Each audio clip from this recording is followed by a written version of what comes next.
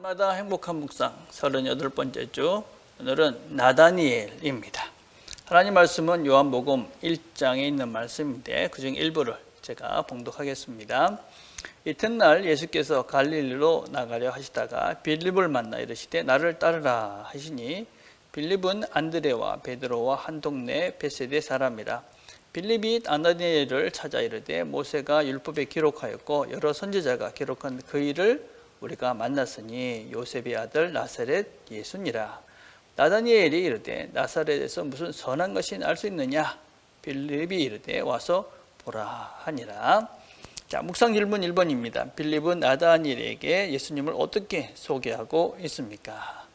나다니엘은 우리 모든 학자들이 예수님의 12제자 중에 바돌로메라는 사람과 동일 인물이다, 이렇게 이제 우리가 일반적으로는 취급을 합니다. 그래서 이 나다니엘이라는 말은 주께서 주셨다, 그런 의미를 담고 있습니다. 빌립이 뭐라고 전도를 하느냐면 와서 보라, 이렇게 이제 전도를 하고 있지요. 빌립이 이제 나다니엘을 만나서 내가 이 성경에 기록한 그 메시아를 만났다, 그렇게 이야기를 하니까 이 나다니엘 뭐라고 반응을 합니까? 나사렛에서 무슨 선한 것이 나겠느냐, 그렇게 이제 말씀을 합니다. 나사렛이라는 동네는 갈릴리 지역입니다.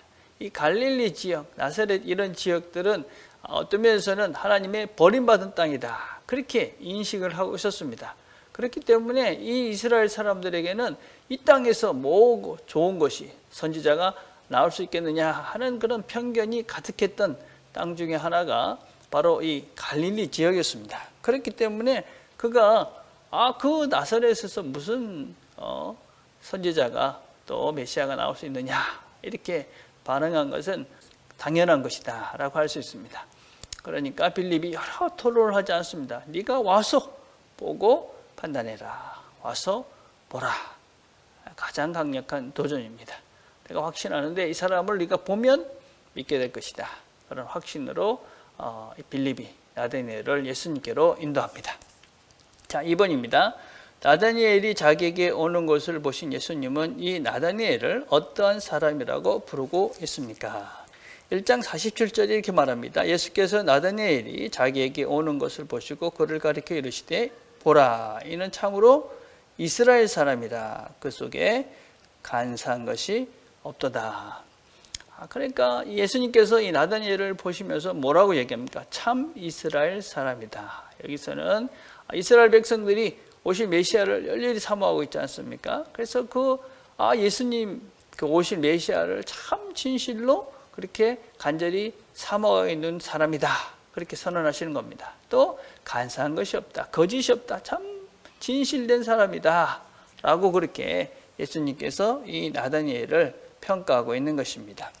그래서 이 나다니엘을 보면서 예수님께서 정말 진심으로 성심을 다해서 오실 메시아를, 하나님을 기다리고 있는 사람이구나, 그런 평가를 지금 예수님께서 나다니엘에게 하고 있는 것입니다. 자, 3번입니다. 나다니엘은 예수님을 무엇이라고 부르고 있습니까? 왜 그렇게 말하고 있습니까? 나다니엘이 예수님을 뭐라고 그러냐면 당신은 하나님의 아들입니다. 그리고 당신은 이스라엘의 왕입니다, 이렇게 이야기합니다. 왜 그렇게 이야기를 하냐면 예수님께서 나다니엘을 보시면서 뭐라고 얘기하냐면 너를 부르기 전에 내가 무화과 나무 아래에 있을 때에 보았노라, 그렇게 말씀하시는 것을 듣고 나다니엘이 당신은 하나님의 아들입니다, 당신은 이스라엘의 왕입니다, 그렇게 이야기를 합니다. 여러분, 이 무화과 나무 아래에 있다라는 이런 표현들은 이스라엘 백성에게 일반적인 표현이 아닙니다. 이 열왕기상을 보면 4장 25절에 보면 이스라엘이 가장 왕성했던 시기, 그게 이제 솔로몬 시대입니다. 그 솔로몬 시대를 이렇게 표현을 하면서 어떻게 표현을 하고 있냐면 모든 이스라엘 백성들이 포도나무와 무화과 나무 아래서 평안을 누렸다, 이런 표현을 하고 있습니다. 그래서 이스라엘 백성들은 이 무화과 나무 아래에서 이렇게 있는다 하는 것 자체가 이렇게 새로운 왕이 오셔서 이 솔로몬 시대의 그런 풍성했던 번영했던 그런 나라를 새롭게 이루어 가실 것이다, 그런 기대를 가지고 그들은 무화과 나무 아래서 기도하고 오실 메시아를 그렇게 고대했던 것이 이스라엘 백성입니다. 그래서 예수님께서 네가 그곳에서 이 오실 메시아를 그렇게 간절히 기대했구나, 이런 말씀을 하니까 이 나다니엘이 당신은 하나님의 아들입니다, 이렇게 이야기를 하고 있는 것이지요. 여러분, 진심으로 너는 이 오실 하나님 나라를 기대했다. 나다니엘 진심으로 오실 메시아를, 하나님을 간절히 사모했습니다. 그런데 그런 진실된 마음이 있었는데 예수님께서 말씀을 전하니까 그의 마음속에 이분이 메시아구나, 그런 확신을 가질 수가 있었습니다. 진실된 마음, 정말 하나님에 대한 간절한 사모함, 이런 것이 있는 그런 마음들 속에 하나님 말씀이 던져지면 새로운 세계가 열리는 것이죠. 많은 사람들이 예수님에게 와서 예수님이 어떤 분이다라고 아무리 이야기를 해도 많은 사람들이 그걸 못 알아들었습니다. 근데 나다니엘은 예수님께서 말씀하시니까 이분이 하나님의 아들이구나, 이스라엘의 참 왕이시구나 하고 새로운 깨달음을 얻게 되고, 그래서 그를 당신은 하나님의 아들입니다 라는 고백을 통해서 그가 새로운 길, 새로운 삶을 살게 되어집니다. 하나님에 대한 진심, 말씀에 대한 진심, 이런 것이 있을 때 우리가 말씀을 듣게 되고, 그래서 그 말씀이 나를 새롭게 새로운 눈을 열게 되고, 그래서 우리는 우리의 삶 속에서 진정한 진리를, 참된 하나님을 발견하며 살아갈 수 있게 되어집니다.